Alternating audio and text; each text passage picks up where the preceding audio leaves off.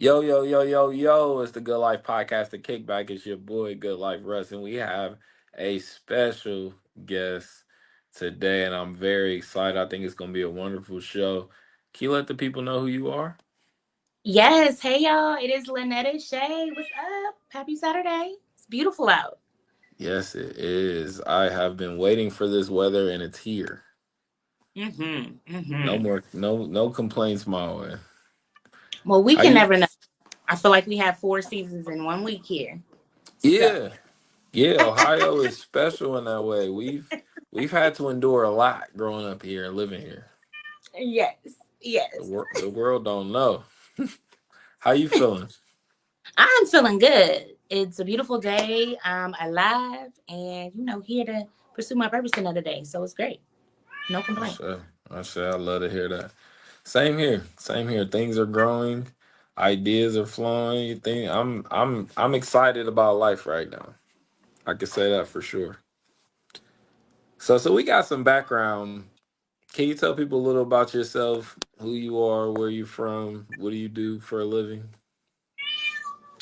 So I'm Lanetta Shea. I live here in Columbus, Ohio. I am an author and a poet, but I also do some other things like I'm a little actress and stuff like that. Right now, I'm really in my poet bag. Like I'm really in my poet bag, in my author bag right now. Really trying to bring love back into the community. For me, poetry is really healing, and it is important for me to have that sense of community and connection inside of my own village before I start to venture out. Just being connected to great souls and feeling like you're seen and heard is an amazing thing. I think we too often forget people have so many things going on in life, and we just see them in the here and now. We just see them when they show up for work, when they show up for what they do artistically, but behind the scenes, like that's what needs nurturing. And I love to be able to offer that spiritually through the poetry community. I love that. Okay. So when did you and how did you get into poetry? So I've been writing like in journaling since a little girl. But I think because around my teenage years, my high school boyfriend was a rapper. And so I got into rapping then, right? Not realizing in that moment that, I was creating poetry, right? So as I grew and I came out of that side of my life, the writer never dies. It never dies. When something is in you, it's inside of you.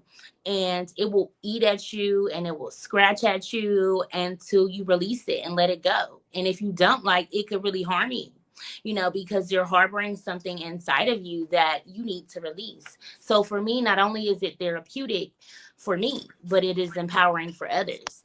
So it's something that I'll probably always continue to do.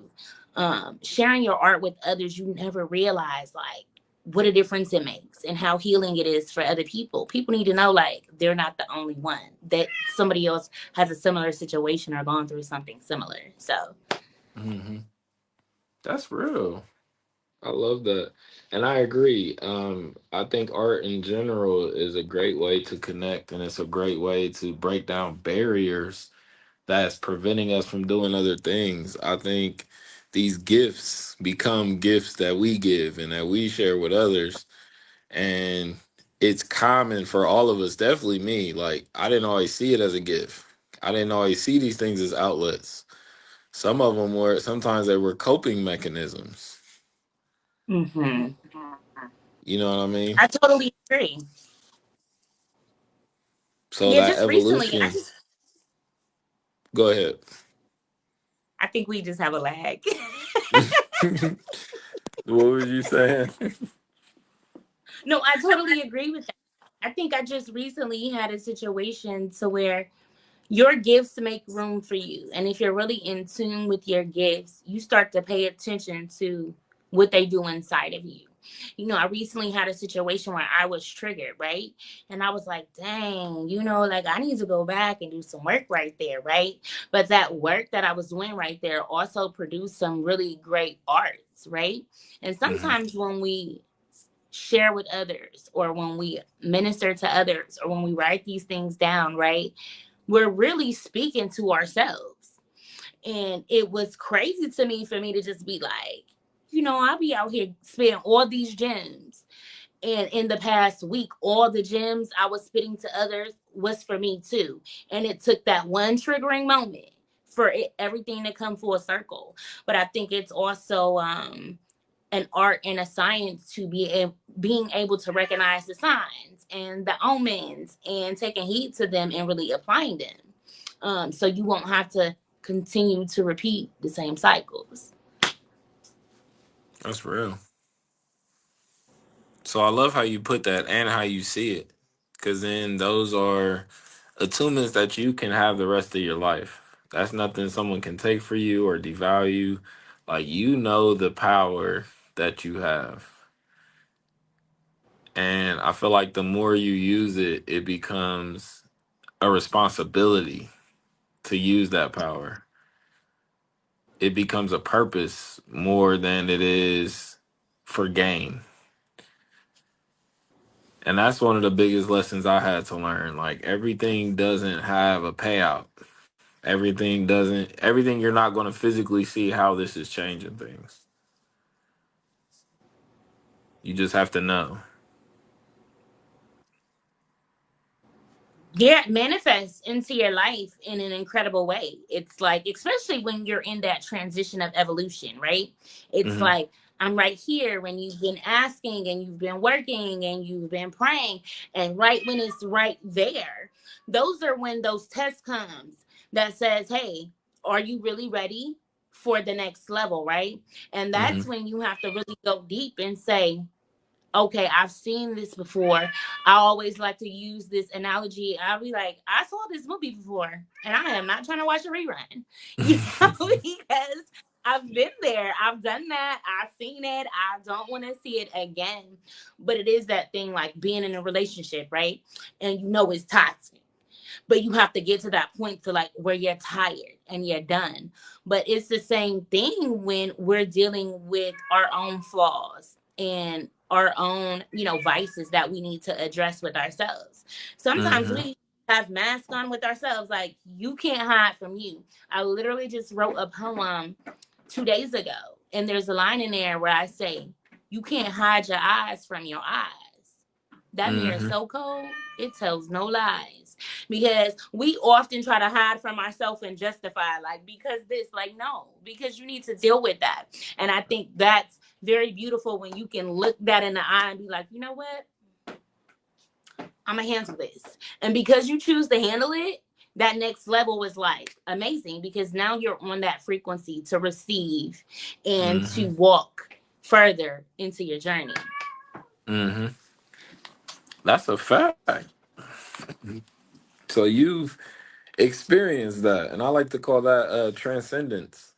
You are growing and gaining, but also you are realigning yourself every time you're at a new level. You're not getting comfortable. You're not worrying about what's behind you. You're in a constant state of progression. And I feel like a lot of us who are Yeah, I on that wholeheartedly believe we have sideline, to unlearn. It's the yeah, unlearning where it yeah, hurts. It's the unlearning where you're confused. yeah, Because it's like, I've been doing it this way all this time.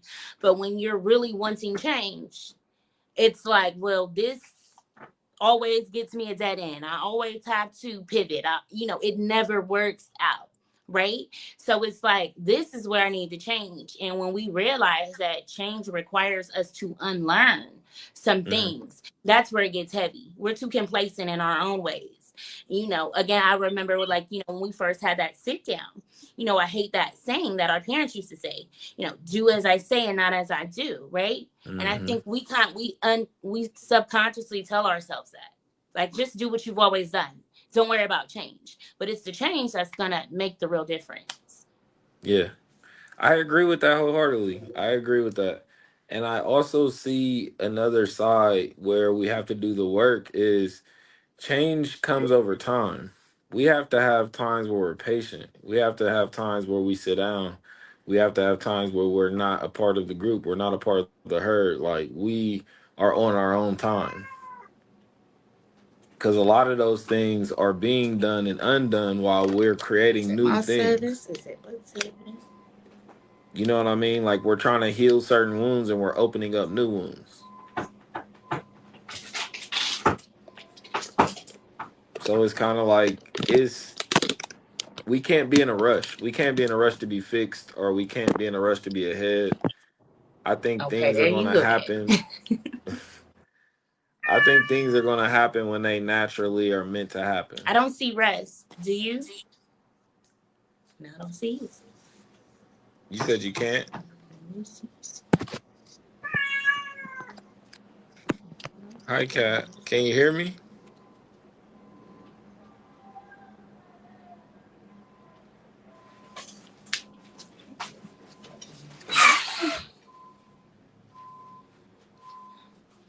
You said you can't see me or hear me?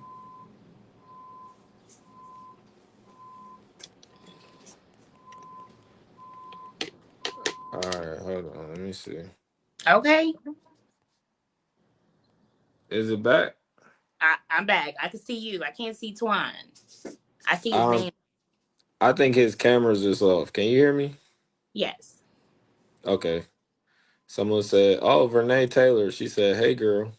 Hey, girl. Hey. She said it's like planting seeds, but we don't see the flower bloom the next day. Mm-hmm. She said we can still see and hear you both. Okay. Cool. Yeah, Cool. I think his camera's just off.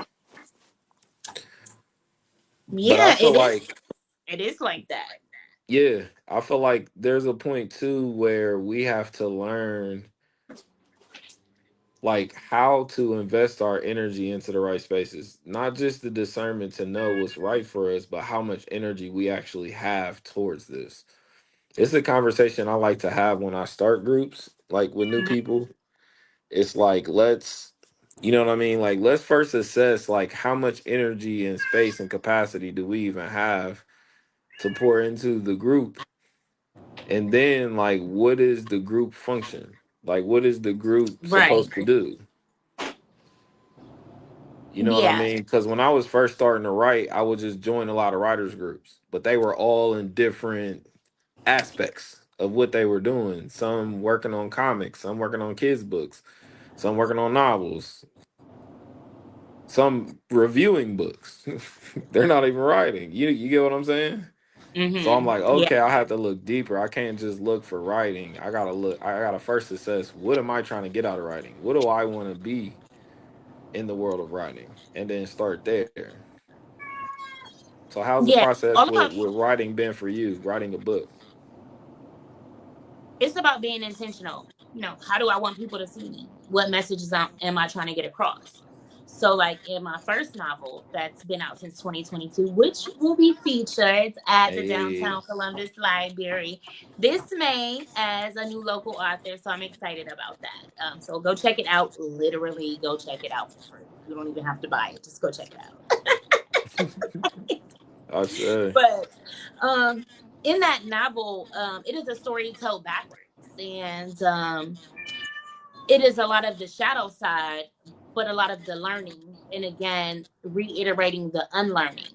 Um, I had to realize where I was. And when you realize where you are, you're looking at everything around you, your friends, your work, your children, if you have them, your business relationships, your friendships, all these things matter.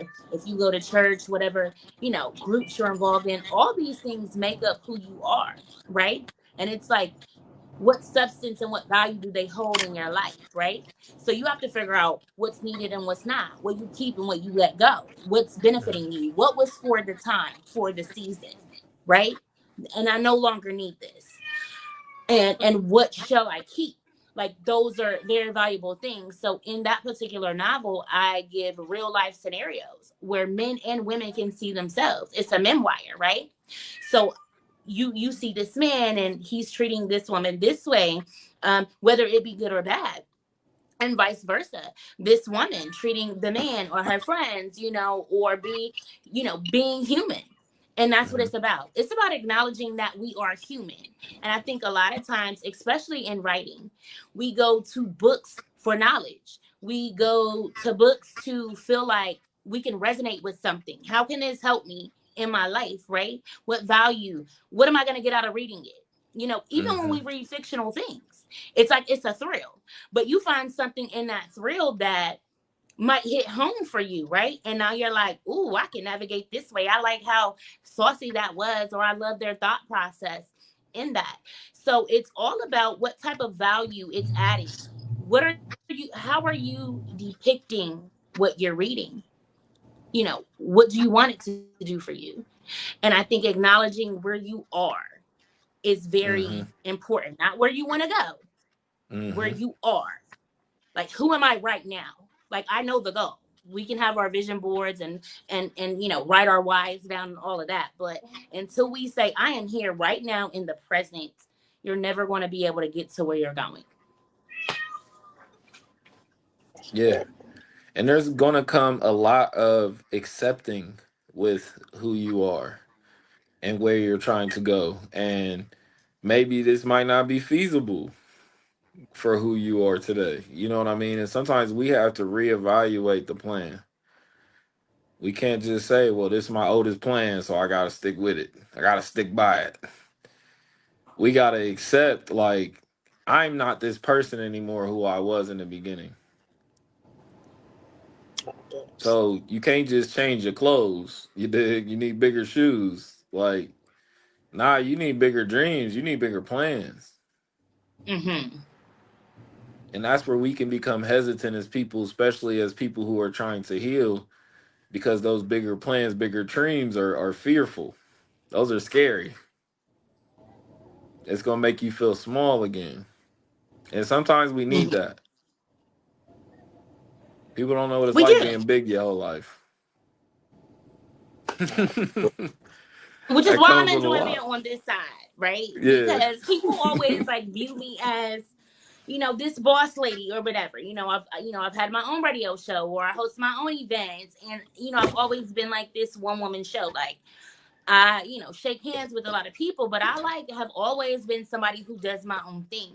So I love being on this side, right? Because I'm able to embrace the artist in me, be transparent with my audience, and just be Hmm. me. And I think, when I'm hosting, when I'm on the other side, I really have this professional hat on, and I'm really trying to give my viewers and my audience what they came for. And so I have to take the artist me out of it. So on Hmm. this side, I love it because I do. It's not like I feel small, literally, but I feel small in the sense of, now I'm being asked the questions. So now building my presence and my character for what I want to really shine through. Yeah. I love that. And I definitely can understand how you see it that way. You know what I mean? For me, in a sense of small, it's like the stage you're on is the biggest stage in the world. But there's millions of stages in the world where somebody's standing where you standing, like, I gotta remember my lines. Like, I gotta do good. You dig? Like, it's we're all at a collective, but all of those moments are humongous because people don't know what led you to that stage. They don't know what you did this shit this morning and what you had to step around and pick up and, you feel me, find just to be here and do Yeah, good. that's so true. And if I could just be like, this is a real podcast, I'm loving this. I think I really like showing people the real me. Like, I Yeah. like being real. It's a thing with being real. So just to, like, literally this morning, I was crying. It's like bittersweet tears, though, right? It's like because I'm healing. I'm going to that next level. And again, that change, it's like, ooh, I gotta let this go. Ooh, and then you feel all the things, right? Shameful, embarrassed, guilt, doubt, fear. All of those things I felt this morning crying, putting my feelings onto a page. And then I'm like, but Hmm. no, I have this interview at 2 o'clock. I have to get it together. I have to show up, right? Then my Hmm. girl on here, messaging Vernay, she's like, are we still gonna go to the poetry thing later? No, girl. Because again, I have to realize that, then we have the show on Tuesday. Then I'm gonna show on the 30th. I have to make time to refill my cup, Mm-hmm. especially after I purge things. I have to refill my cup. And I think sometimes we put on these hats and we just go, go, go. And it's like, no, I Mm-hmm. gotta take a step back. And as bosses, sometimes that can be difficult in itself to do because you feel like you always have to be showing up and being strong. But there's a thing called being strong for yourself that we seem to neglect. And I'm just in a space where I'm going to intentionally do what I need to do for my community, but do it for me. Because if I am not doing it for me, I can't be the best version of myself for the community that I'm trying to heal. I share. I share. I love that. What's up, sis? Chantel's in the chat. She says, such a great convo. As women, we tend to have to be a one stop shop, do all the things, and be better than most. And Vernay said, come on, being your own hero. Hmm. I can't say that's the thing we're missing as a people, but that's the thing that we have to work on the most. And a part is it's because black people are so resilient and we're so loving and we're so compassionate. And we rarely think of ourselves first. We do, universally, but when it comes down to the small details, a lot of people are being great because the memory of someone they lost, or you get what I mean? Like we're still doing it for other people. And when it Hmm. comes to doing it for yourself, it's the vernacular that has us tied up. We are challenged with words like selfish. And sometimes we need to be more selfish. You know what I mean? Sometimes we're being too understanding and too giving and too reasonable. And what we're missing is that second to really just say, like, nah, it's about me right now. It can't be about anything else. You know what I mean? No, So come that's back. Come back, come back. did you lose us? You back? Cause I can see y'all. I don't even know if she can hear me. Okay, Can y'all I hear can me see or y'all now. see me? I know what happened. Oh, okay, cool. Y'all still can't hear or see me? Yeah, we can hear and see you. So my good So life people, man. what up, G? How you feeling? I'm feeling great, man. I'm trying to get out of Detroit, man. I've been supposed to been on the road since 10 o'clock. Oh, you thugging. Hey, it be like that sometimes. Yeah, Well, grab some seafood for me while you rolling around the beach. they got good seafood here. Yes, they do. Good, Yes. good You gotta go to everything there. Chinatown. I just went to go get some Indian food. Okay. Yeah, I done been a little bit everywhere here. Love to see it, brother. Glad you here. Yeah, it done messed up my show time. I was supposed to been at home ready for our show. Look at me being rude to our guests. We gonna make it up to you. Good life gonna make it up to you. Well, you're here. That means a lot. You're present. All is well. So this is something for all of us we could talk about. We like to talk about, well, like how do we balance parenting in life? How are we balancing parenting in life? So for me, it's a little different because my kids are older now. I have a Hmm. 24-year-old, a 20-year-old, and my 14-year-old will be 15 here in September. So parenting is a lot different for me than when they were younger. Like I've been there, done that. Thank God it's over. No, I'm just kidding. But it's a little different for me now. I think the way that you parent your kids as an adult is very different. I love the long, phone conversations that me and my two, grown kids have, right? It's like we're old friends. I'm sitting on the phone with them for 2 and 3 hours and we're just talking about life. And I really love how we have that relationship where they can really open up to me and I'm listening to them, right? And then I'm giving feedback. And sometimes they have a rebuttal. And as a parent, I understand it's not about a right or wrong or me saying, well, I know and I have wisdom. It's about being able to listen to them and understand where they are, how they comprehend the world and environment that they live in, their peers, so that their thought process is different. It's not forcing the wisdom on them. Hmm. I think I learned a lot about parenting, how you're a child and you're like, I'm never going to do my kids like that, right?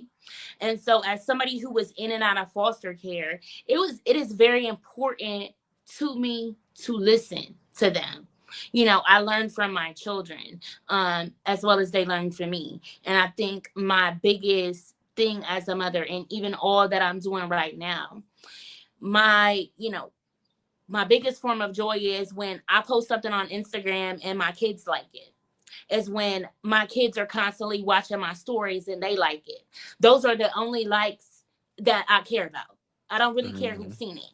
You know what I'm saying? Because what I post and who I am and how I show up, I'm showing them. I'm literally leading by example. What my mother Hmm. posts is the same mother that when I sit down with her, this is not a different person. And I love that for me and for them. But I also love being in a public figure type space so that they can see what that looks like.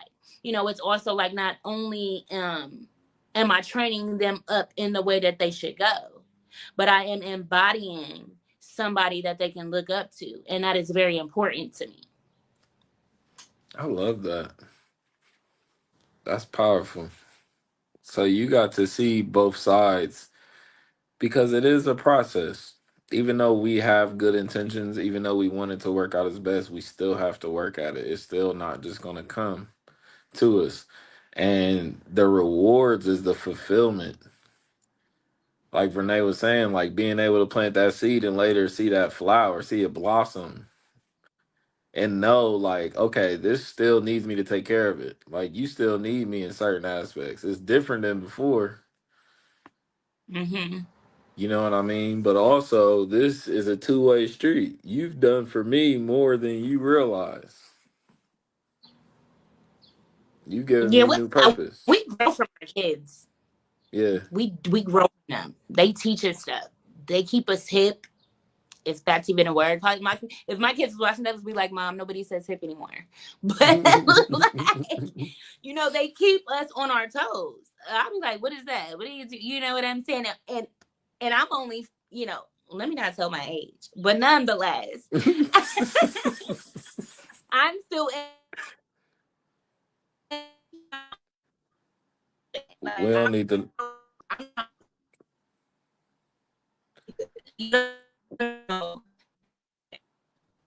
We don't need to know.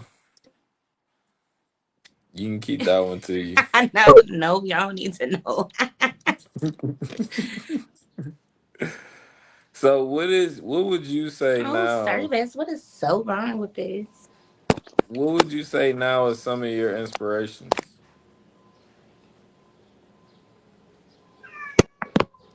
What is it, Keely? Let me see. You hear me? Let me sip a little bit. I don't think she can hear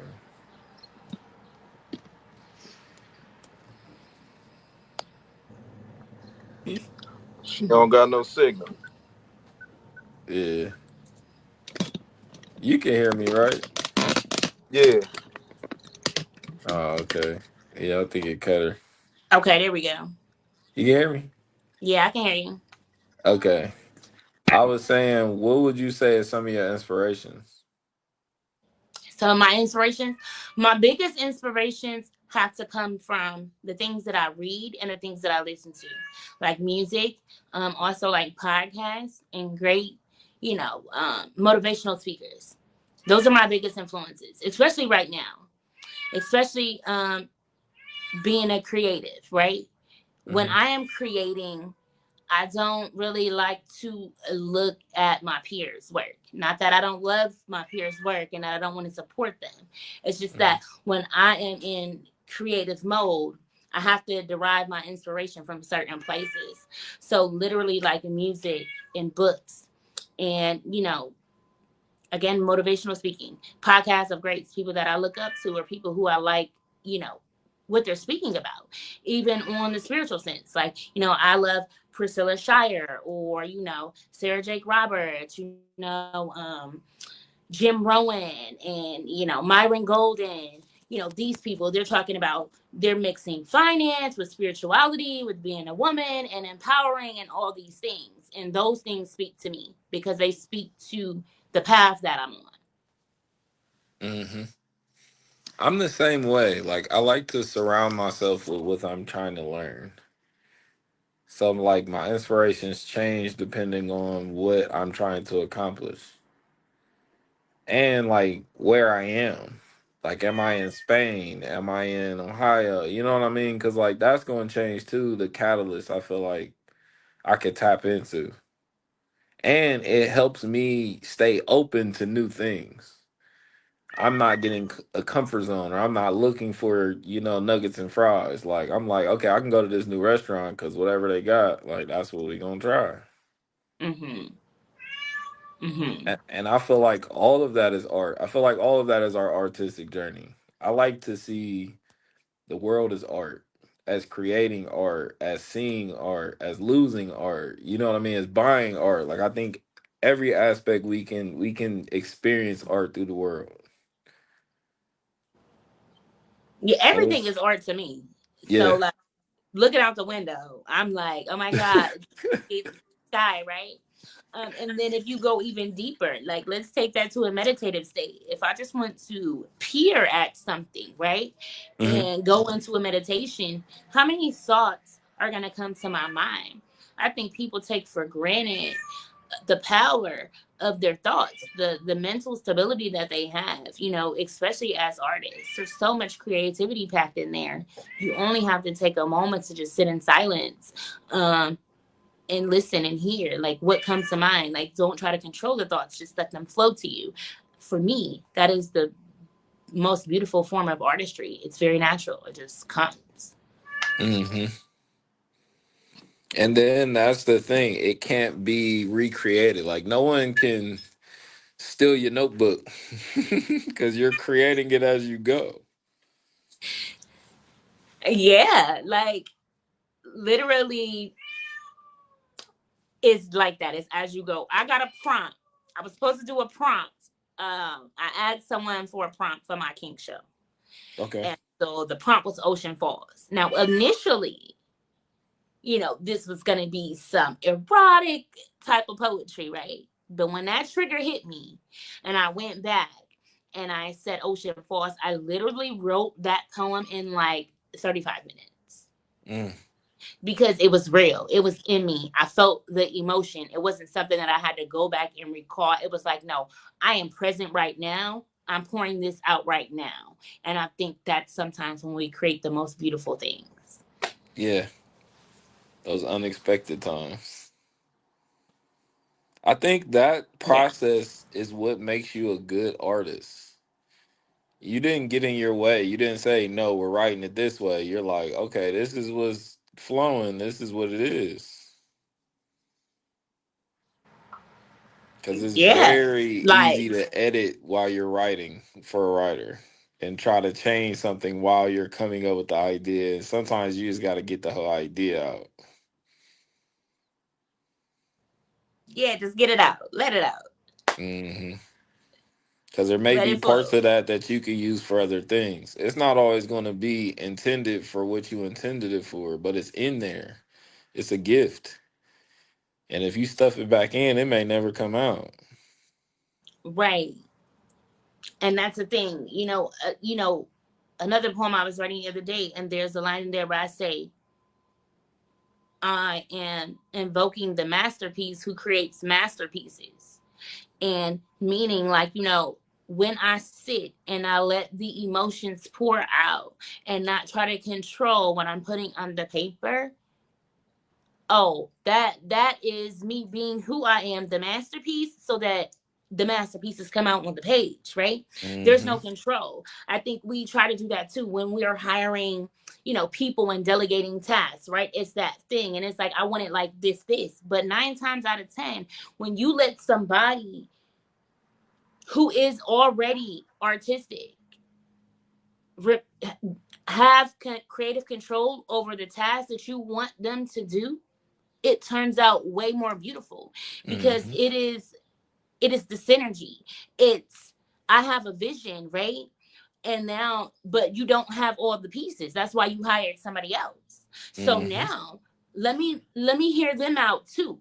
And now my vision is really coming alive because I didn't say, hey, no, you need to do it like this, like this. I said, let me be open minded.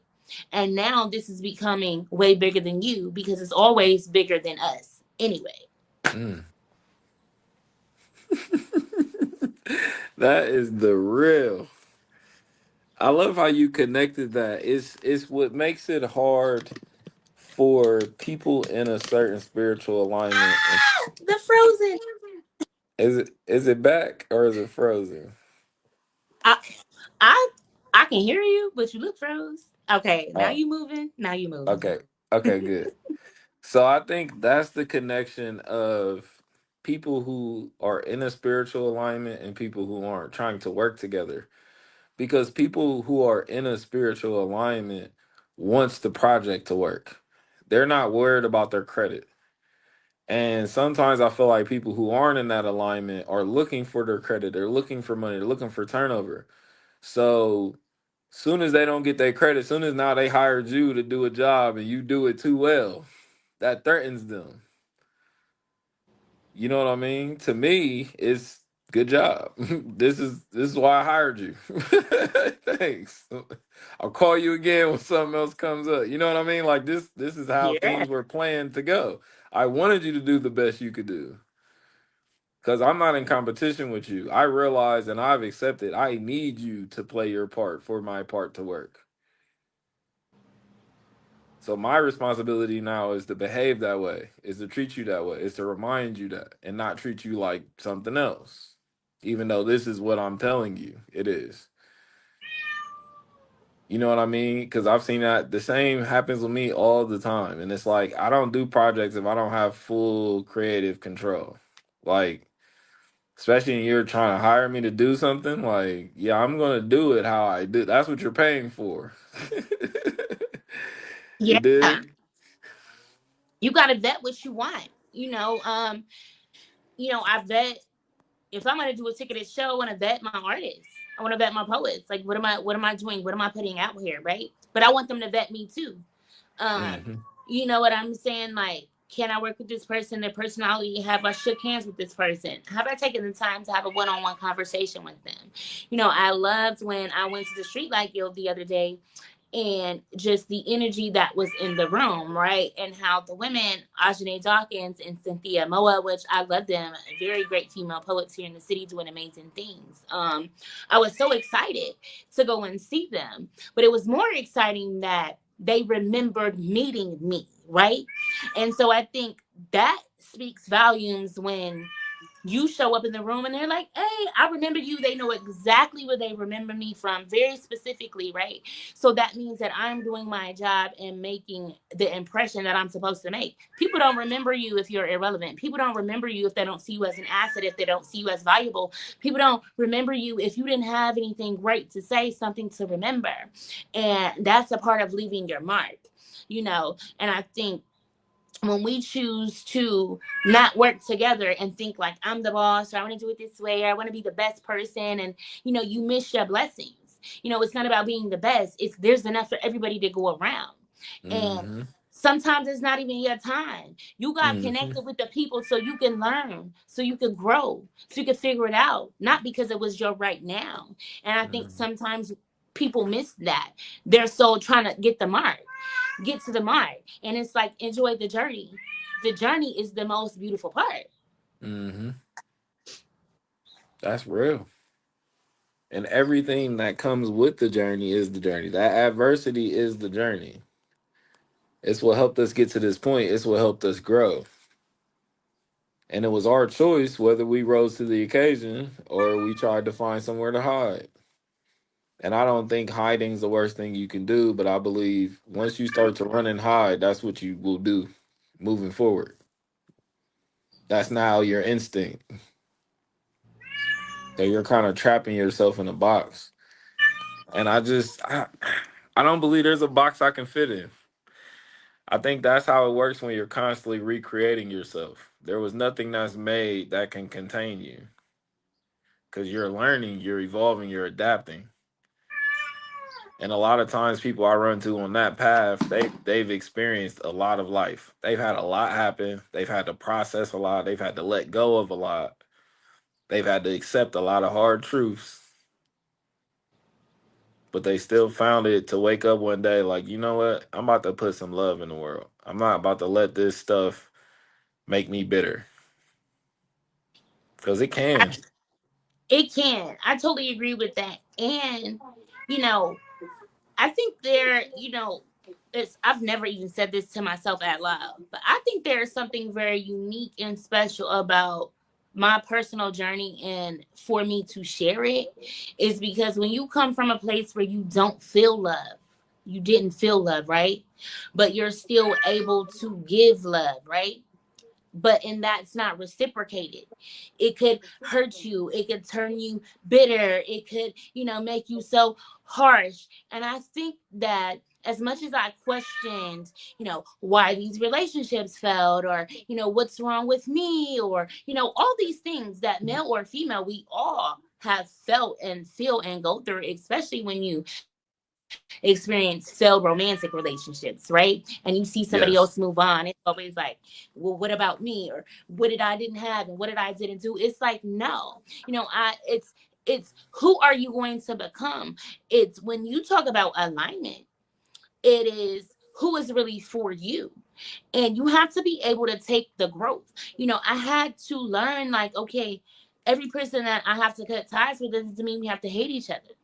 I don't have to Right. not be your friend. We don't have to be buddy buddy, but I don't have to be like, oh, I don't like them, and I don't have to have negative things to say about a person. It's just, we're not on the same page, and that's fine, or whatever. But everything is not like so personal to you. It's just we all need different things, and sometimes you have to acknowledge that you can't give this person or they can't give you.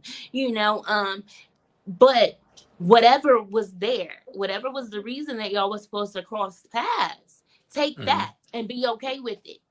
And it's okay to let go. And sometimes that is very hard to swallow when you are just looking for something to hold on to because you've Hmm. never had that. Hmm. And that's why we need that isolation. That's why sometimes you need to be alone because sometimes your problem is you begging. And when you alone, you can't ask nobody for nothing. You just gotta sit there quiet. Or You can't figure it make no out. promises. You can't make no deals. You can't order nothing online. You know what I mean? Just sit there and chill. Cause that's when it happens. And that's big. There's a lot of wonderfully talented people that messed up the bag because they was bored. You know what I mean? Like they're very capable. They have gifts. They have talents. And they're in a situation because of what they did when they was bored, like just not knowing what to do with their hands, not good at being alone. And I love a good nap. You ain't never gotta fight me to be alone. Like I got millions of things I can do. I'm with you. I love my solitude now. I think, like in my younger years, it was always like, oh, I'm bored. I'm by myself. You know what I'm saying? But like when you're in your purpose, especially people like us, like we're writers, no, there's always something to do. Your work is never done. You can never be bored. There's Hmm. always something that I can be doing. But I think that solitude, that sitting by yourself, if you are ever evolving, you always learn something new about yourself. I for real feel like I learn something new about myself every day. I'll be like, oh, I didn't know. Or, I've heard people say certain things about me and I'm like, maybe I am like that, like so it's that thing. But until you're by yourself, and I think that's very big when we talk about dating and marriage and things like that, right? If I can't sit in my own energy by myself and be happy and comfortable, why would I think that somebody else wants to sit in my energy. You know what I'm saying? And they're going to be happy and I'm going to make, this person's life better and add to them. If I'm not happy just sitting by myself and being me, I love me. I think the self-love journey is amazing. Mhm. And with me having been on my self-love journey for about 4 years, I find different ways to fall in love with myself every single day. And that's real. Um, I really truly love me. And sometimes when we're doing that shadow work, I love that for me too, because I feel like those are the parts where I'm like, oh, I need to love on me a little bit more right here. Um, so I've just been loving this thing. Not only have I've loved being on the journey, but I love sharing it too as I walk it. Because as I master the tools, I can release and let go. And then that could be somebody else's tool, right? So as I go through the different levels, I always love sharing them because um, it makes it more fulfilling. Not only did I Mhm. help myself, but now I can help somebody else. And that's amazing to me. I love that. I love that. What you said too just broke down one of the fundamental differences I believe between superstition and magic. And I think both superstition and magic are important, but they're different. You know what I mean? And it used to be superstitious of me to feel like I had to pay attention to the magic for it to be working. You dig? And I Mhm. realized through duality and through, spirituality, like as above, so below, most of the people, most of my mentors, the things that I pulled from them and learned from them were probably things they weren't intending for me to learn, or they didn't notice I was learning because they were teaching the lesson. You dig? So I had to accept, like, okay, I just have to keep going on my journey because there's a bunch of people picking up on what I'm saying that I'm just not aware of. And that's the journey. I've learned from many strangers and never said thank you. Just took a lesson and dip. Yeah. You know what I mean? That's one of my favorite quotes. That's something Nipsey said. He said, I steal knowledge, you dig, and I pay attention. Like, so I'm always stealing game. I'm always Yeah. getting little tidbits. I'm always listening to things and watching things and seeing things play out. And I had to accept getting older, like, okay, I cannot share this love and teach for an audience. Like, you have to do it because this is what you want to do, because this is your calling. Or it's just never going to pour into you the way you really need. Mm-hmm. Mm-hmm. Yeah, I think that's really big. Also, too, with figuring it out. You know what I'm saying? Like, I'm not a cliquish person. You know what I'm saying? So for me, like, maybe I'm not into clicky environments. You know what I'm saying? And people who are clicky, I might rub them the wrong way because I'm not with that. You know what I'm saying? Hmm. Um, and it's nothing against them. It's just I'm too old for that. I just love people to just love people. And I harbor a lot of knowledge inside of me. Sometimes I drop a lot of gems. I don't even know I'm dropping them. I'm just being me. I'm just being who I am, right?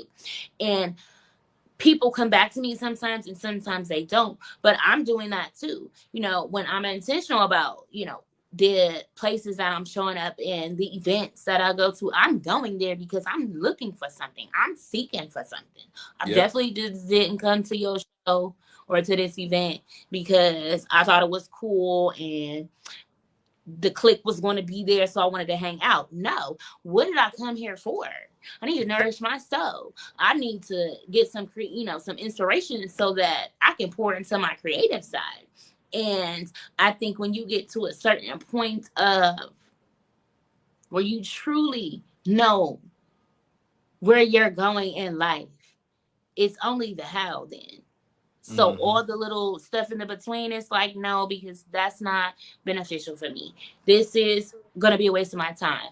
I could put my money elsewhere. So it's all these different things, right? But you literally have to be like in that space with yourself for it to like work. Yeah. That was one of my favorite changes I made because I had to change my rhetoric in that. You know what I mean? And it's, you got to stop asking why is this happening to me, and start asking, how is this happening for me? Mm-hmm. You dig? It was that Mm-hmm. subtle change moved mountains, opened up so many doors along the way. Just changing my perspective. Like, okay, this is not out to get me. Like the darkness, that's what shadow work is. Like, there's nothing in the dark out to get you. It's all you. It's only undiscovered parts of yourself. It's only things you haven't learned yet. Mm-hmm. But everything in you is there to aid you. It wants to see you at your best. But when you're living to a low standard, it's starting to assume this is what you think what's best for you. Mm-hmm. You know what I mean? Yeah, and we don't know. Like, we don't have all the answers. Begin back to, what I originally said. It's that unlearning. That's scary. Because as adults, we think we Yeah. know. We have it. You have to Yeah. have that childlike moment with yourself. Like, you don't know. You need to sit down and listen to your higher self, God, the universe, whatever you do, whatever you into. Yeah. But you need to listen right now. Right now, you need some guidance. And as adults, I think we put so much pressure in ourselves to have it all together when we just sometimes need to take that moment to say, no, I don't have it all together. And I need to be still Yeah. so that the clarity is there.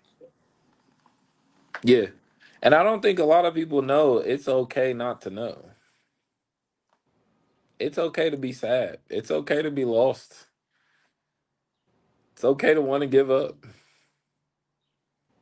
The story ends like, how do you respond to that feeling? Not the feeling. That's the beginning. Your story is like, what do I do with these feelings? I'm so happy that you said that because literally that's shadow work. Like, you're going to feel the feeling. The feeling is valid. You have to acknowledge the feeling. Now it's all the whys. I'm a white person. So it's, why did it make me mad? Why did it make me sad? Right? You know what I'm saying? And then when you're like, oh, well, it made me mad because they said it like this. Okay, well, why did them saying it like this make you mad? Right? Well, because now I remember when such and such used to treat me like that. Okay, now we're getting somewhere. Now you're still harboring old feelings from an old treatment. It's carrying into your present. Okay, now we're getting somewhere. Now we're getting to the fixing. And I think sometimes we don't want to get to the fixing because we've suppressed Yeah. feelings. We've put it behind us. Walking away doesn't mean that you healed. It means that you let Right. it go. But Right. when it comes to you in a different form, because that same spirit gonna come to you in a different body, baby. Yep. That same deity gonna follow you until you defeat it. It's gonna Hmm. stare you in the eye every single time, and it's going to be how you handle it. Okay, it's here. But if I handle it how I handled it the last time, I done failed the test again. Which now I know, damn, now I gotta be prepared for this test to come again because I know it's coming because I just failed it. So now it's gonna be that prepare yourself to recognize when it's here again. Now I want some change. Now what I'm gonna do with it. And I think that speaks volumes. That is maturity. That is real growth. That is really surrendering to your higher self and saying, I want to be better. I want to get to my goddess energy or my God energy, so I got to let this go. And I need some Hmm. help getting there because I've never been here before. So I don't know the way. I don't Hmm. know the way. Help me, please. And that help me that I don't know is scary. And I am getting very comfortable being uncomfortable with my guide saying, help me. Because I'm not a help me person. I'm always helping, but I'm getting Hmm. comfortable saying help me right now. And that's the beauty of the journey. No one can tell us what we should be working on. Only we know that. What do you see? How do you feel? You know what I mean? Why are we saying we want this, but we still settle for this? All of that comes with sitting with yourself. You sit with yourself long enough, you're gonna start talking to yourself. It's gonna happen. Don't feel bad when it happens. It's natural. Because Like self, there's a whole council of things inside of you. and we're putting all of that weight on one part of ourselves' shoulders. We're looking at ourselves as one thing. So it's like now there's one person has to carry 10 things versus 10 people carrying one thing, five carrying two, working together. And it's Yeah. good once we're working together for partying. But then when it comes with two sides of ourselves don't agree, that's when it's like, I'm gonna tell everybody what's going on. I'm in charge. Ego come out. Well, I said we doing this. Yeah. You dig? And that just is going to come outward. Like our relationships with other people is just a reflection of our relationship with ourselves. So if you Hmm. haven't worked on that within yourself, you're not going to be able to deal with authority outwards. It's going to Hmm. threaten you. It's going to intimidate you. It's going to feel like your back is against the wall. So now you're just reacting. You're not just responding. You're reacting. Yeah. You know what I mean? And proactivity is a response as well. You had options, but now you're dwindling to the point where you have no options. That's where procrastination comes. I don't know if I really want to do this, so let me just let the time run out. Then I have to make a choice. Hmm. So if it goes wrong, I could just blame it on that. Yeah. And I feel like all of that is what we need to heal. I don't think you feeling like you got to cuss people out sometimes is what's wrong with you.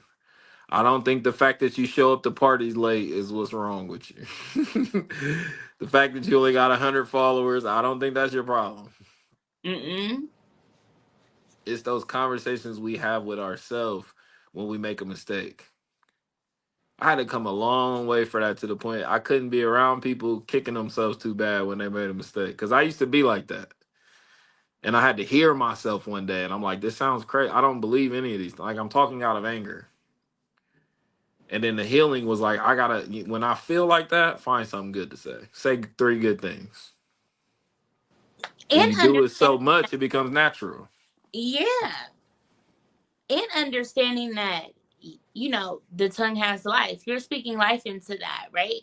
And even if I feel that way, if I'm telling myself another, like, no, but I want to feel this way, right? Because we have to be honest. It doesn't just switch. It is a process. It is progress. I Yeah. can't just say, oh, I feel great, but I feel like trash. And just because I say I feel great, I'm not going to convert to a great feeling, right? But it's me saying, okay, I'm human. I make mistakes. I did it. What do I do? Sometimes you got to piggyback and apologize. Sometimes you don't. You know what I'm saying? Sometimes somebody needed for you to cuss them out. You know what I'm saying? Really don't beat up on yourself for cussing them out. They probably needed it, right? But it's somehow you being like, okay, but you shouldn't be talking to people like that. So you need to figure out how you need to do that a different way. It's what am I beating on myself about? Because sometimes we can go about things in the wrong way and then just beat up on ourselves, and now the whole thing is a bust when really you did some good. It just really didn't come out the way that it should have, but you did good. But we need to work on how you want people to see you in your good nature, because you can't cuss them out and do it, because they're never going to get it in that moment. They're going to get it in retrospect, because they Right. going to think when they laughing like, oh yeah, but what she said was true though. you know but I want you to get it right now when I'm saying it to you. And if I can make that delivery solid and control my emotions in that moment, then it'll go over a lot better. So yeah, sometimes we make mistakes and it's okay. But we do. We like, oh my God, I should have never. Now I'm the most horrible person in the world. I don't want to show my face. And I'll be like, yeah, I did it. And so what? I'm still here. What's Listen, happening? same, same. And I think that's a big lesson we're learning too is, and we've been learning, our generation, is how to articulate those feelings. Because sometimes the feeling is great, but the word they're looking for is good. Like, you don't want to be great at that thing. You want to be good. Because great comes with expectations. Good comes with whatever you land. You could do something naturally and be good. But to be great at it, you have to work at it. You have to. Everyone in this world that's human, you have to Mhm. work at it. You get what I mean? And what it's calling for you is saying greatness is saying, okay, you did four, that's good. Now do six. And good is just happy with the four. Like you did good. You don't have to do nothing else. That's it. Greatness is saying like double up. Do it again. Mm-hmm. Do it on one foot now. Right, right, yeah. Do it singing this Whitney Houston song. Perfect key. Yeah. Like that's Yeah. greatness. You know what I mean? So sometimes that stuff like that just sounds good. It's like being rich to me. A lot of people don't want to be rich. It just sounds good. It would be nice to have a lot of money. You They wouldn't dig? even know what to do with it. They'd be But you broke don't again. know the first step of the maintenance that comes with the more expensive car, that comes with the more bedrooms, that comes with the bigger lawn, that comes with the swimming pool. You have no idea. You just looking at the price. That's not the cost. That's just the installment plan. That's payment one. You hear me? Mm-hmm. That's to Yeah. get you rolling. This And ain't I what it's gotta keep gonna up the maintenance. cost. And that's how we should think about ourselves. Yeah. I'm priceless, but I'm very expensive, but I gotta keep up this maintenance. So there's Yeah. always a fine tuning. There's always something we have to pour on ourselves. That takes time. That takes energy. And I had to tell somebody the other day, they're like, well, it was only 2 hours. My time is valuable. You wasted my time. You thinking that Yeah. I'm worried about 2 hours. It's really not about the 2 hours. It's about the fact that I could have been doing something else. You wasted my time. You know what I'm saying? And I think time is a currency. And people don't realize that sometimes. Don't waste my time. I'm not going to waste yours. And there's a way that we go about things. And the way that we respect ourselves and show up for ourselves is the way that others are going to show up for us. But Mm-hmm. sometimes we have to teach them. That way Mm-hmm. we have to, kind of guide them. And sometimes we have to let them know it's a no for me, for them to come back and say, yeah, he or she is not about that. So I have to approach them a bit different, because I find that, a lot of times I'm not what people are used to. And because I Yes. can be like friendly and bubbly and stuff like that, but then we're sitting down, we're having this very intelligent conversation. Sometimes meeting me in passing, I might look cute and just be laughing and stuff, and people don't, think that I'm as, smart as I am. And then I open my mouth and they're like, oh my God, you know what I'm saying? So you can't like take things for face value. You need to purchase the book and then open it and read it. Yep. Because there's depth there. And until people start to look past the cover page and go a little bit deeper, but sometimes you got to force people to open up your book. i'm Yep. i'm in the season of forcing people to open up my book. You Yep. think I'm nice? I am, but I'm a savage too. Don't play with me. But unless you open up this book, you know what I'm saying, you're not gonna know. Mm-hmm. So, it's like, hey, and I think it's important for us to embrace all of who we are. Yeah, I'm nice, but I'm a savage too. Yeah, I'm giving, but I'm selfish too. I love God, but hey, we could get gutter too. It's all these things that make us up. You know what I'm saying? Like, and you A have to hundred really percent. embrace all of it. Yeah. A hardship I see on our side of things is a lot of great people are wanting good people to understand, and they will never understand. You know what I mean? One of my coaches broke this down to me in basketball, and they said there's some kids here who have no idea what's going on. And then there's some kids who come in practice and they give everything they have. Those are the good players. And the great players have already put in 40 hours this week. So a good player will never understand that you've already put it. They only see what they see as practice. So they assume this is how much you've played this week. What they're seeing. You know what I mean? But what happens in the game is how you practice. That's what's important. In the game, you just showing what you've been doing before now. Hmm. So you got to learn to love that time when nobody's watching, when it's just you. And then once you get into the crowd, it's gonna be second. It's gonna be like breathing. You ain't gonna have to think about it after a while. It's just gonna flow. You know what I mean? And you're gonna get more comfortable the more you do it. And that's why I was saying earlier, it's a hardship sometimes when I see greatness in people because they're chasing trauma. They're being great to get away from having to deal with something they would have, you know what I mean? They being busy. Yeah, not realizing that they're covering up the greatness trying to be busy. But if you deal with what has you busy, that's where the great is at. The great Yep. is right there, and what you keep trying to cover up, what you don't want to deal with. It's addressing those things we don't want to address. That's those are the things that make us great. That's what make us legends. That's what make us iconic. You can't have a testimony without having a test. I can't be an icon without having failed, dragged through the mud, tried and tried again. A no here, a no there. I done lost it all and got it back 10 times. Like, that's iconic. That's legendary. And everybody great, whether in politics, whether they're in music, whether they're an actress or not, entertainment, comedy, all of that. They're going to tell you, listen, I was ready to give up. Mm-hmm. I lost it all. I was homeless. Mm-hmm. I was about to lose my mind. I was on drugs. I was an alcoholic. I was all these things.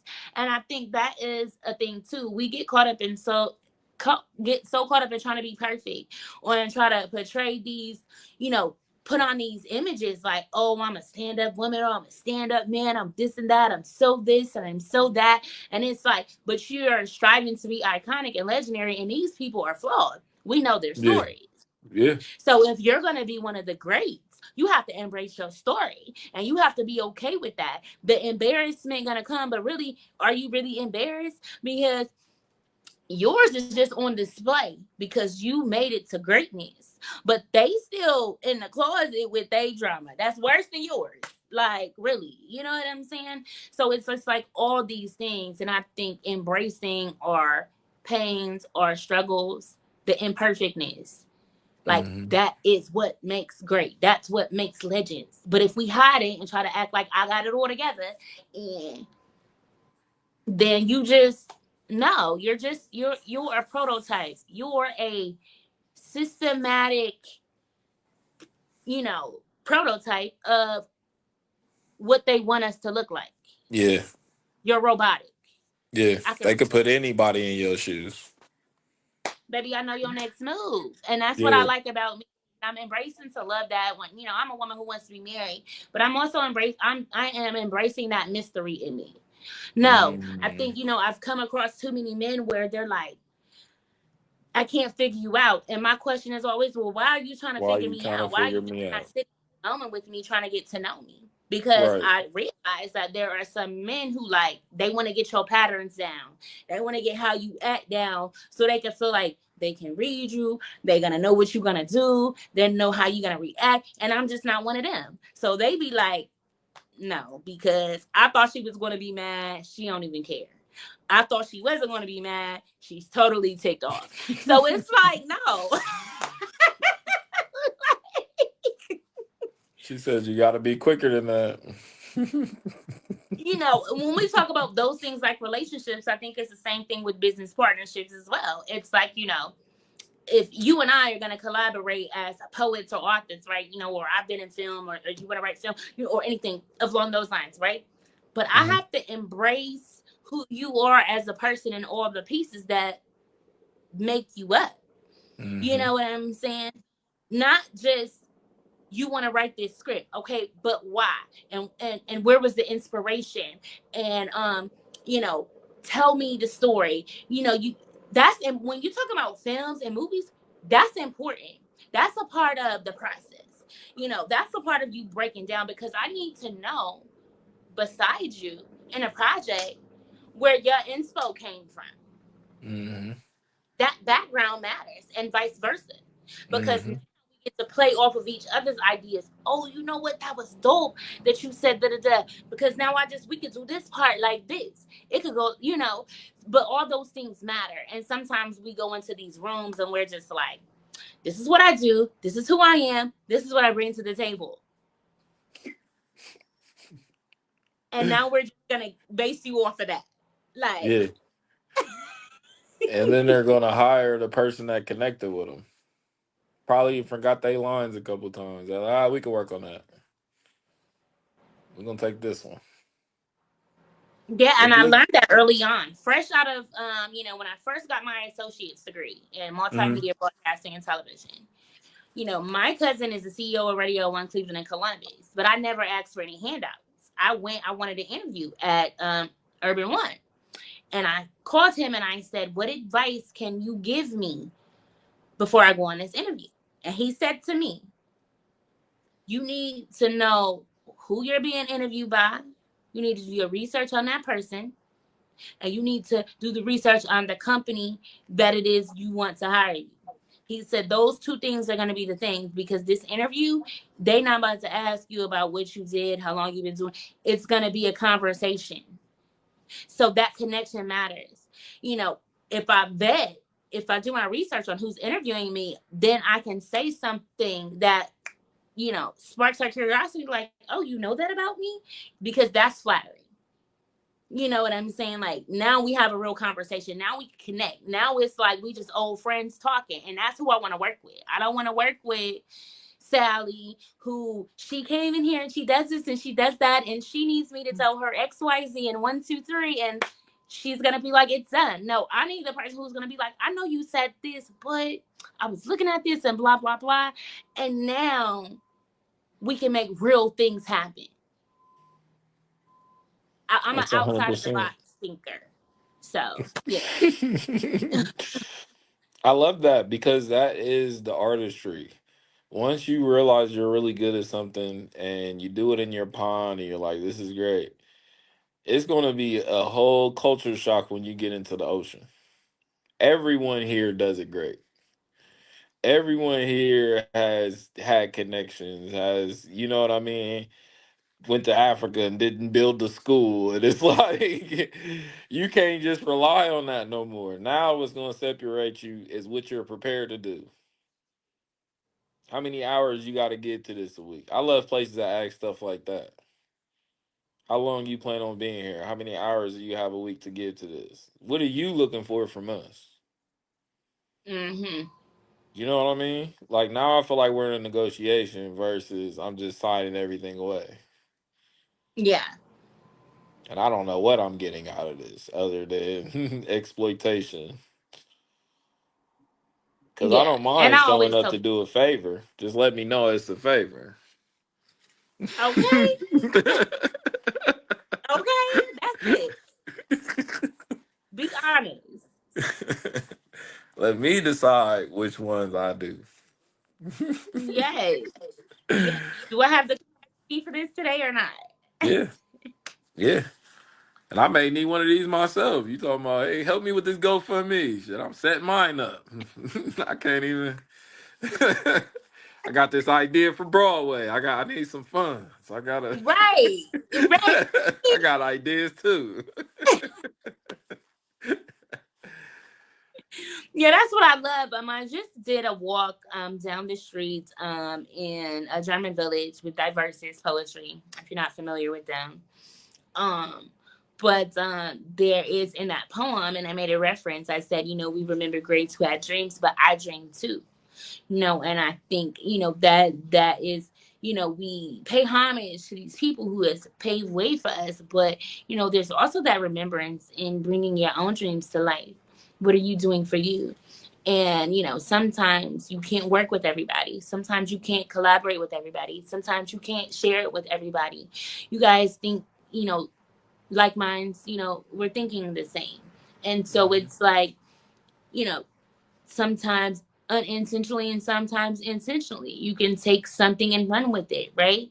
mhm, And that's why it's important to, when you are in that creative space, when you are working on something, to really try to keep as much distance as you possibly can, to make sure that it is your own.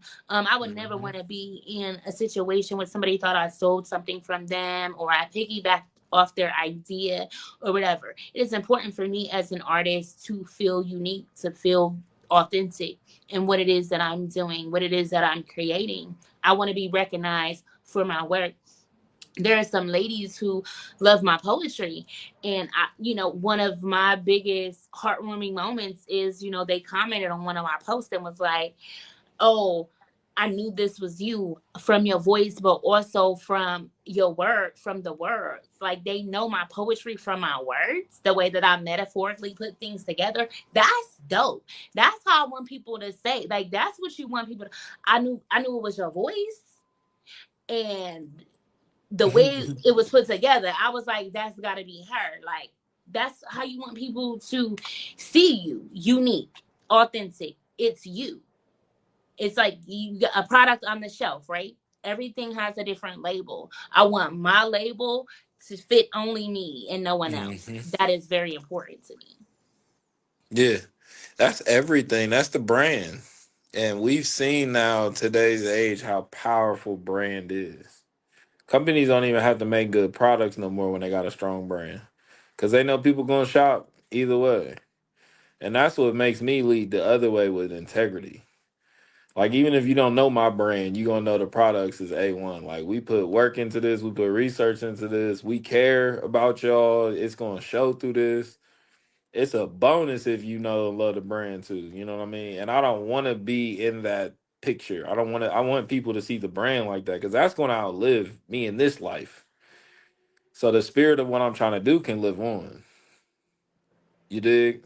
It's like holidays. It's not the same people at every holiday. It changes. Face new faces. Some old faces come back. You know what I mean? Like it changes, ever evolving, but the spirit of what's supposed to happen hasn't changed a bit. Hmm.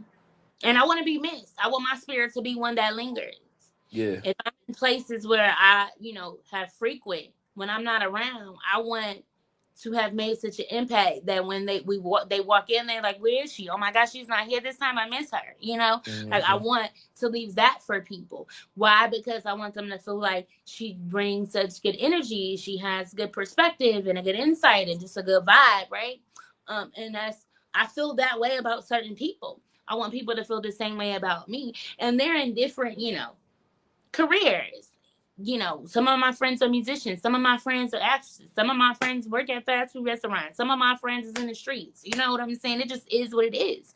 Some of Hmm. my friends in the church. I don't judge anybody for their walk of life, but I know like when I show up or when they show up, we looking for each other. Yeah. It's a celebration. Hmm. And we got to do that during life. Our biggest celebration can't be the funeral. We got too much time and opportunity. You know what I mean? Because then we have to sit down and talk about more truth. What is more important than coming together? Because we find time for a lot of stuff. So we can't say, like, oh, we didn't have no time. Or, you know what I mean? I was going to do it when I got to it. Like, what's more important than loving on yourself? What's more important than regrouping and regathering yourself? Hmm. It ain't the club. I've been doing that since I was young. Like that's been the same. It's the same thing. It's for new people, a new experience. People who are at curfew. The club is for for them to see what outside look like. Yeah, we'd have been there, done that. Like I was getting, I We wasn't on even to the next ready. thing. You know what I mean? I see somebody talk about that on Facebook the other day. They're like, I'm so excited now. Columbus has all these things you can do. Like, there's been things to do in Columbus. All y'all was just at the club. We been bowling. We been skating. We All been on of the it. scooters. We been outside. This ain't new. No, we done did all the festivals, everything. The Yeah, Asian Fest, Latin trivia Fest, night. Latino Fest, We Red Fest. outside. I know karaoke night, trivia night. You name it. I'll find something for you to do. Go to the arcade. Hmm. Man, what? Columbus has so much opportunity. I think we are just old fashioned. We're like a place who is just getting certain technology for the first time when the world has already had it for years. So now we don't have a learning curve. Like we have to learn, we have to start from the beginning. You know what I mean? And our city and our state has been like rapidly growing, but we don't really have like a bunch of front runner celebrities. We don't have like a Jay Z. Mm-mm, no. You get what I or like we had a LeBron, we had one, but we don't. We had one once, but we don't have nothing like that. That's like propelling what we do. You know what I mean? Like there's remnants of LeBron in Cleveland, but there's not like a LeBron gym in Columbus where I can take my kids to and they might see Bronny at. Right, right. You get what I mean? They're not Yeah. attracting like big coaches. They're not attracting big agents. They're still in LA, in New York, in Atlanta, in Chicago. So it's like I can see the effects of that in our city sometimes. Cause I'll go to like North Carolina, I'll go to Atlanta, and it'd be a really good idea for an event. And I know my city. So my first thought is like, they not gonna like this. And I love it. I love the idea. I'm like, this would be so hard in the city. But as soon as I get done thinking about it, I'm like, this ain't gonna go.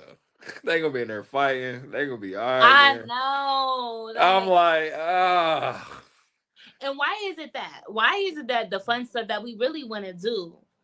Um, how transparent can I be on here? you could be very, you could be very transparent. No, but like all the real good fun stuff that we really want to do, first of all, it costs a couple of dollars, right? It's not Yeah, always really cheap, right? And so right. then it just seems like only the hood niggas, the ballers and stuff, really got the bread to do it. That's when it turned into a fight, right? Because the people who could afford to do it is in the streets. And now it's a disaster. And I can never wrap my head around that because we're a test market here in Columbus. So Yeah, if you can have a store, technology, whatever, and it works here, they say you can take it anywhere and it's going to be a go.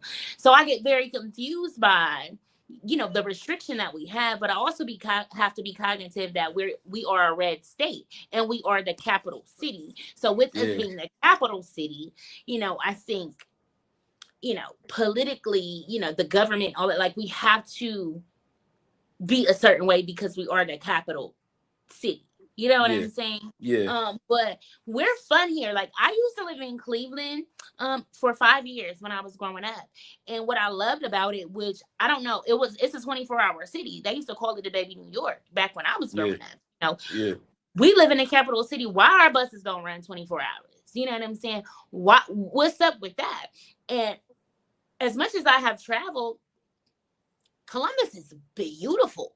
Like yeah, I don't want to stay here still. Like I still want to move and maybe come back or maybe not. But I will always feel like we have a beautiful city. I've been to various places and there's beauty everywhere, but it's really beautiful here. And I think if you grew up here, you never ventured out for real, you uh-huh. won't be able to like appreciate that. Mm-hmm. Um, but also at the same time, don't be afraid to try the new stuff because maybe it's just how we're marketing it because it comes down to that too, right? Yeah, Like we need for the other people to come to make yeah, it, stick, right? So I think that might be a thing. But because we are expanding and like you said, very rapidly for us as entrepreneurs, this is gonna be our time to really put our hands in the pot, really put our what is yeah, it want because it's gonna be grab and go right now. Because I can almost guarantee in 2 to 3 years they're gonna make it hard for us blacks to be able to get anything right now. yeah, Anything. yeah.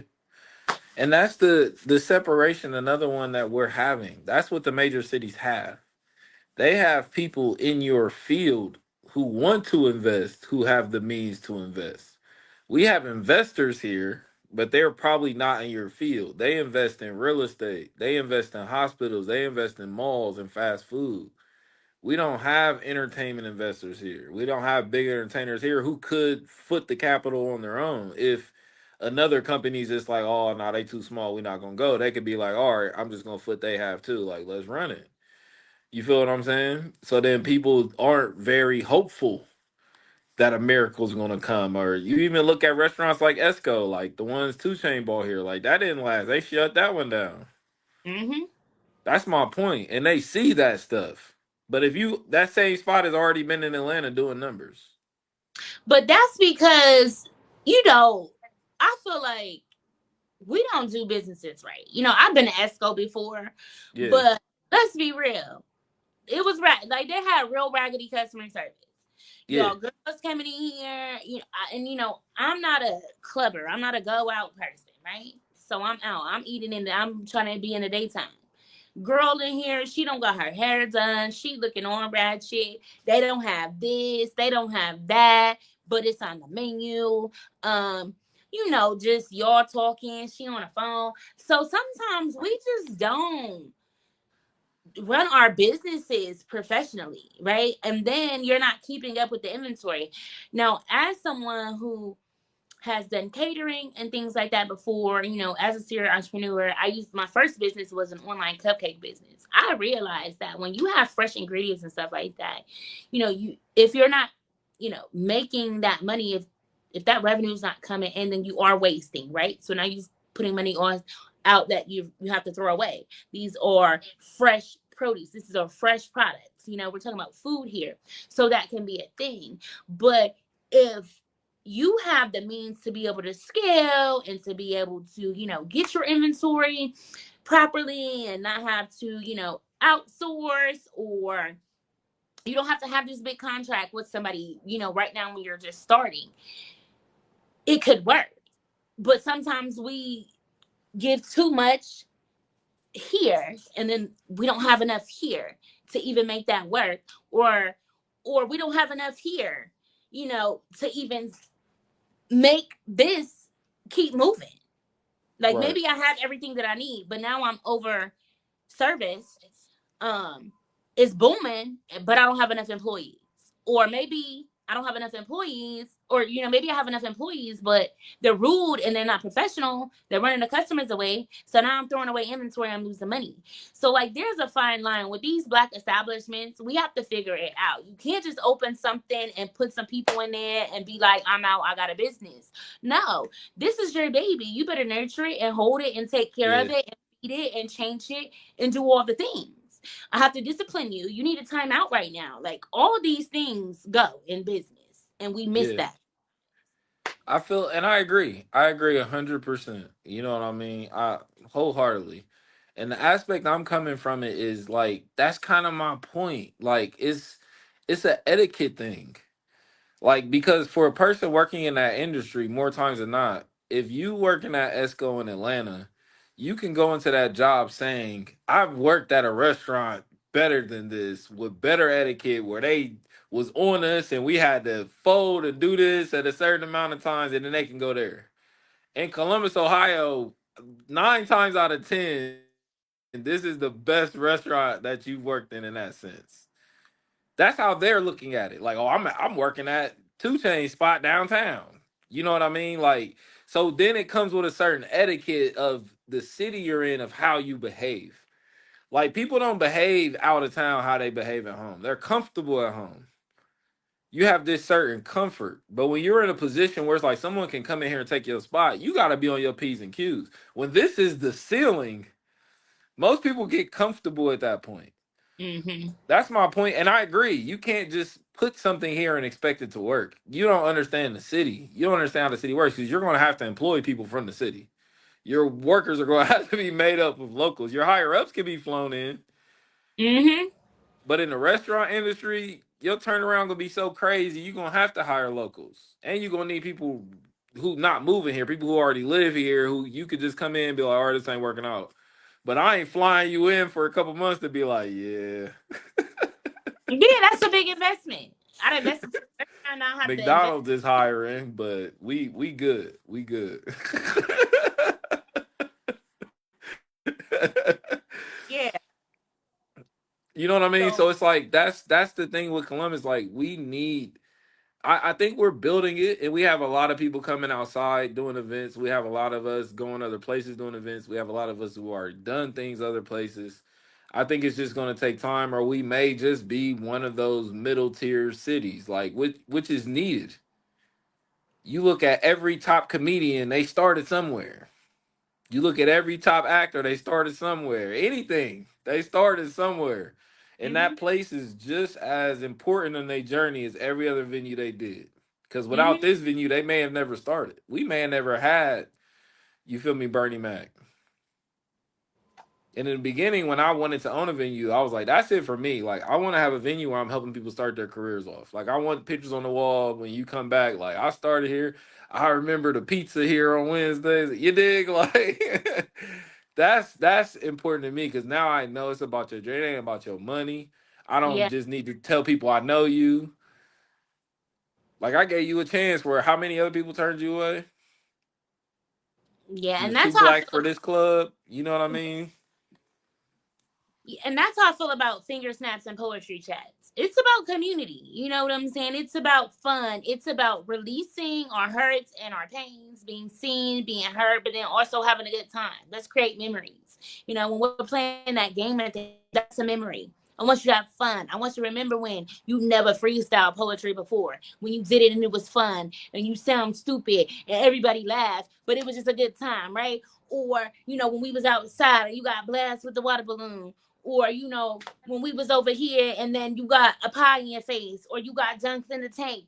Like, that's what I want it to be about. I want it to be about not how much money you spent, not how much money the bar made. I want it to be about how you felt when you came in, how you was a different person when you left, how you was overjoyed, how you felt like you released hurt, you released pain. Somebody saw you, somebody loved on you. You're happy when you leave. You have a memory that you'll never forget when you leave, and you want to know when the next one is at so you can bring some friends. Period. You hear me? You trying to share the love.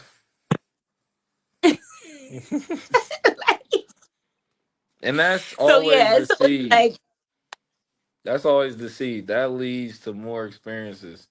And when everybody gets on the same page, that's how we create that renaissance. Like, okay, we all can make art. We're not just seeing something like, let's put them on a pedestal. We're seeing that art, like, you know what? Let me call my bro because he need to release that song. You've been holding on to that song too long. Like, let's get you out here. Because mm-hmm, sometimes that's needed too. We can't just expect people to be great all the time. Sometimes they need help. Sometimes they need a push without having to ask. So who's yeah. noticing? And Who paying sometimes people attention to don't. People are them? great. They don't know how to be.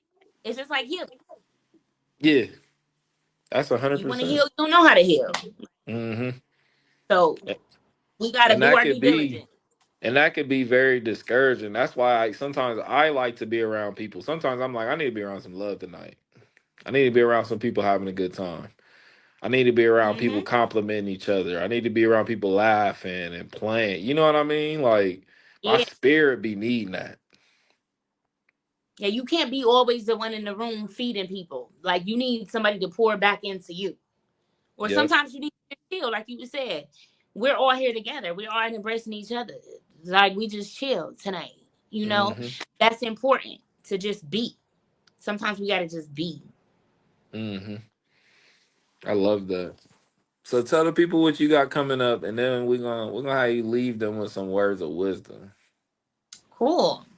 All right, so on this Tuesday, April the 22nd, you can catch your amazing host, Good Life Russ, as the headliner poet at Icon Jazz.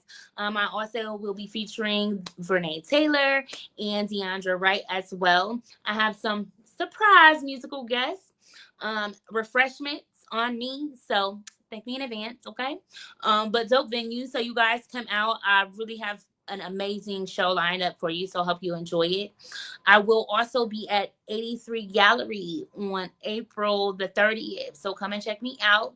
I am a model and a poetess there, giving you a little bit of eroticism with my poetry, something that I don't usually bring out. So you got to come out because it is a rare performance. So don't miss it. And what else do I have going on? Oh, yeah, in this summer, my book is coming out. I have a book of poetry. It's called Woo. Complete Cycles. It will drop late this summer. And I'm excited about that. It is really about me literally completing cycles in my life and moving on to the next level. But I've taken my time to craft this creative book of work. So I'm excited to visual. Things right now for the screen. This will download. So like videos, but poetry. So I'm excited about everything. I sure. I'm excited too. You stay busy I making don't it know if happen our out here. host went Can you hear me? that leg, Yeah, I caught it too. Can you hear me? and I'm over here with the tripod. I can see you too. I'm like in the Ain't middle no of the like. failure. Oh, we lost her. Well, let's see if she come back.